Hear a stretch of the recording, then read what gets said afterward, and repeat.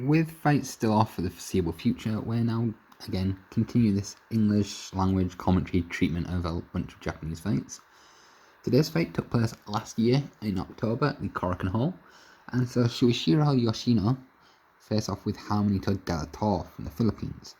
Yoshino, coming into the bout with a record of 10-0, 8 as you see on the screen, was regarded as one of the hot Japanese lightweights. He was unbeaten, he was a hell of a puncher, he's got some fantastic knockouts before this bout. He was the Japanese national champion, and with Masayoshi Nakatani retiring, he was seen as the big hope for Japan at 135 pounds. Harmonito Dela on the other hand, was a real young Filipino prospect. He boasted a record of 20 wins, 2 losses, 12 wins by knockout. He's shown some real promise and really built his reputation early on in his career. He'd been tipped very highly, he'd been regarded as one of their top prospects. But losses to Scott Nyambaya and Yong Kyang Yang perhaps put the dampeners on that. That was despite the fact he actually dropped Nyambaya in a US bout. He genuinely did test the Mongolian but came up short. He really needed a big win. The loss in China to Yang really hurt him. It was a stoppage loss. It came to the Chinese fighter in, I think it was Singapore or Malaysia. It came on the undercard of Manny Pacquiao's victory over Lucas Matisse. And from there on, it really, like, Del Torre's career wasn't really going the places that people thought it would. So he came into this bout looking for a big win, looking to take out Yoshino and to claim the OPBF and WBO Asia Pacific lightweight titles. Those titles were both on the line. The WBO Asia Pacific title was vacant and had been vacant for a while, whilst the OPBF title had been vacated by Masayoshi Nakatani following his loss to Teofimo Lopez. So as we can see, straight away, Dela Torre, confident, throwing out the jab, coming forward, really putting Yoshino under pressure. This is something that we hadn't really seen from Yoshino. We hadn't seen him fight on the back foot too much. We hadn't seen him put under too much pressure. He'd usually looked in control, and it's really exciting to see Dela Torre go for him. A little bit of perhaps sloppy defense from Dela Torre, who keeps dropping his hands when he lets his own go, but he's there to take out the unbeaten Japanese fighter. He's there to cause a splash, and that right hand just missing Dela Torre's chin. That connected with Mason in a very early finish, but instead it missed, and Dela Torre keeps the pressure on. Keeps making Yoshino look really uncomfortable in there. Really aggressive, really exciting start to the fight from the Filipino, who, he looks a bit crude, but he looks really powerful when he throws the right hand. It's an amazing thing he had such a low knockout ratio of just 12 knockouts in 22 bouts. He comes out aggressively. He's really fun here. I don't think he'd ever looked quite this aggressive early on in fights before. He'd usually been quite a technical fighter, as we saw against Nyambaya. But yeah, this is really exciting from him. But quite risky, but really aggressive. Really fun to see someone come and take the fight to the unbeaten Yoshino.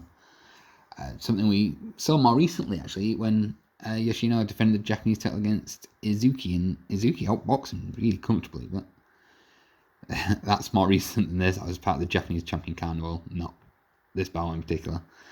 So what we're seeing here is just Yoshino starting to find his distance, starting to find his jab, starting to control distance a little bit more, but he's still under pressure.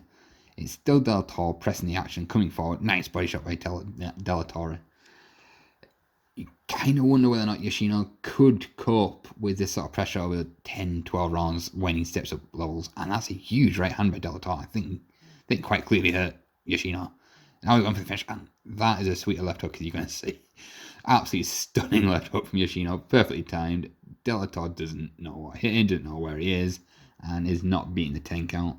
That was a peach, absolute peach of a shot from Yoshino. When we talk about the best knockouts of 2019, that is one of the ones that goes massively overlooked. Perfectly timed, sweet as a whistle, and very much when it looked like Dela Torre was hitting Yoshino. So yeah, fantastic knockout. You kind of wonder whether or not Yoshino's power bailed him out. It has done in the past. He is really under some pressure there. As you see in the replay, he was looking hurt. He was looking shaken. Composed, sure, but what a shot. Fantastic. Even on replay, you can see that's a fighting shot. It just, yeah. We did mention earlier on that Dela Torre's defense was perhaps sloppy. He kept dropping his hands, but the timing needed for Yoshino to land that yeah, my God, what a shot. So yeah, for people who are listening to these as if they're new, I'm sorry for giving away the Tomioka result. But yeah, we're going to try and do quite a few more of these whilst, what is stopping any fights from taking place. There's quite a few we have in mind from the last couple of years. They'll pretty much all be Japanese fights. Unfortunately, the ones with the best quality footage and that I have more access to. They're the ones that are perhaps easier to use for videos like this. Hopefully, there's some quality Filipino or Korean footage from recent years that we can use without having all sorts of rights issues. And yeah, basically, when it comes to a lot of these companies, we have to be quite selective on which broadcasts we use, which fights we pick. Otherwise, they end up getting quite annoyed and obviously, copyright, YouTube, etc. If there are fights that are perhaps not as copyright, patent, YouTube friendly, they may be put up later in the year on Patreon or through the members section on the website or through Google Drive, as we have put quite a lot of content on. But they'll probably be Patreon only. So if you have got suggestions, please become a Patreon and help us with the site, and we'll try and do some videos of fights that you'd rather see rather than these short Japanese ones that we have access to, without any YouTube issues. Because again, we can put them straight on Google Drive with no issues at all in regards to copyright. I'm not going to try and translate the interview, that's pointless, but well done on Yoshino for becoming a Triple Crown champion and for scoring one of the best knockouts of 2019. It was an absolute sweet shot.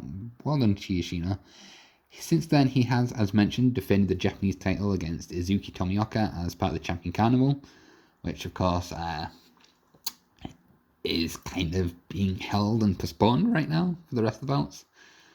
As for Dela, we've not seen him return to action since this loss, and it might be a while given the global situation before we do see him. But hopefully, fingers crossed, we do see him back because he looked really fun there. Hopefully, he tightens up a little bit defensively, but he looks so much fun to actually watch. Really aggressive, really young. He'll bounce back. He's got the age to bounce back at least. But this was a second stoppage loss in, I think, 3 fights, and a third loss in 5 or 6 fights. So he's not going to reach the heady heights once expected of him, but he's going to be a fun guy to watch. And sometimes it's better to be fun than to be a winner, I guess. At least in the eyes of fans. And yeah, we all love a winner, but we all love someone that we're going to watch regardless of whether they win or lose.